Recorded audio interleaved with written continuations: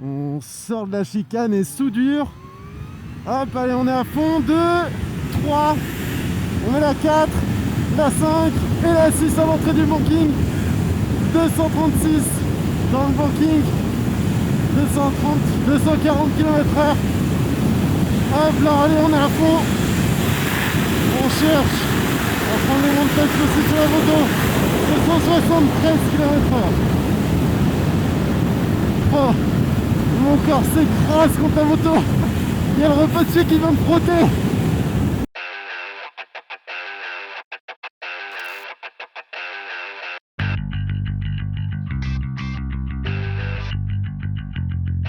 En fait, je peux accélérer à fond sans problème quand je suis en dessous de 8000 tours.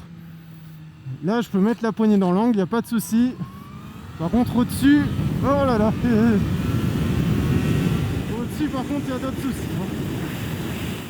Faut dire qu'on est à bord du roadster le plus violent de la production actuelle. 200 chevaux, 14 mètres kg de couple. Et surtout, une pièce bien spéciale.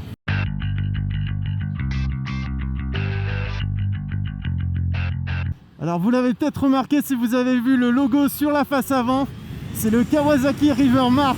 C'est le logo que Kawasaki appose sur toutes ses motos qui ont un compresseur. C'est que ça permettait d'avoir beaucoup de puissance et un excellent rendement de leur 4 cylindres sans augmenter sa taille ni son encombrement. En fait, on a l'impression que le moteur a très peu d'inertie. Dès qu'on accélère, il prend les tours très vite. Sans parler de la sonorité quand on coupe les gaz. On va essayer de l'avoir là. Ouais, vous entendez le petit... Oh là là, ça c'est un vrai kiff.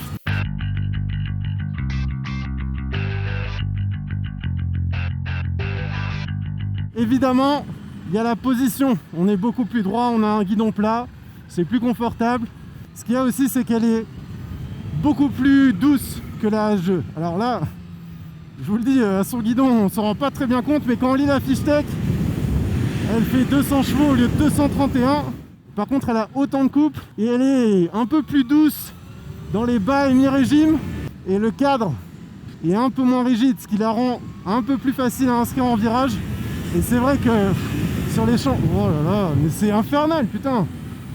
J'arrive pas à garder la roue avant au sol alors que j'ai toutes les aides électroniques enclenchées.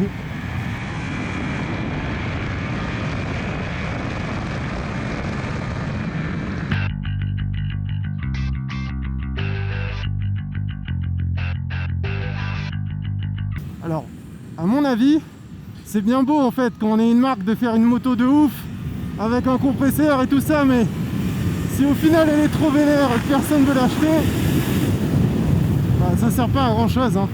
Donc selon Kawasaki, en fait cette moto, bah, vous pouvez la prendre tous les jours, aller bosser avec. Putain, je peux vous dire, vous serez pas en retard au boulot, hein. Ça c'est grâce à l'électronique qui permet vraiment de garder une moto facile. Vous avez même un mode qui permet de réduire la puissance jusqu'à 50%.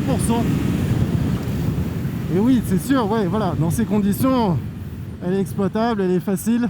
Alors, le CU est particulièrement performant, il analyse la moto tous les 5 millisecondes.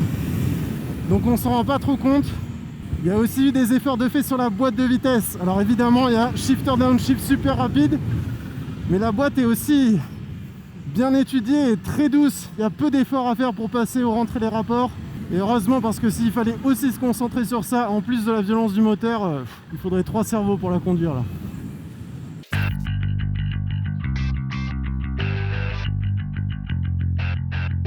La ZH2 c'est 238 kg.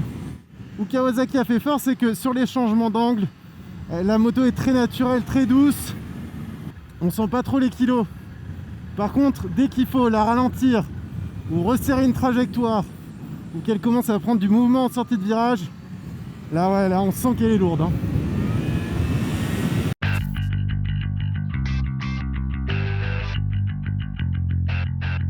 Alors si j'avais quelques trucs à lui reprocher quand même à cette moto, bon évidemment c'est...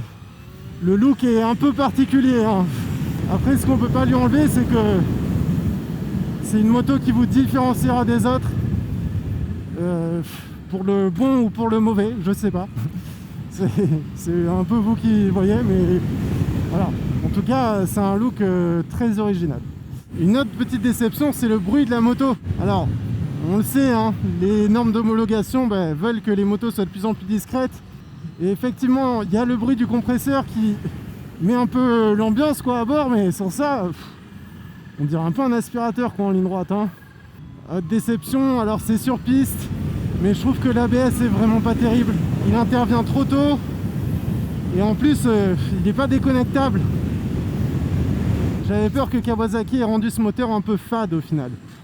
Mais en fait, pas du tout.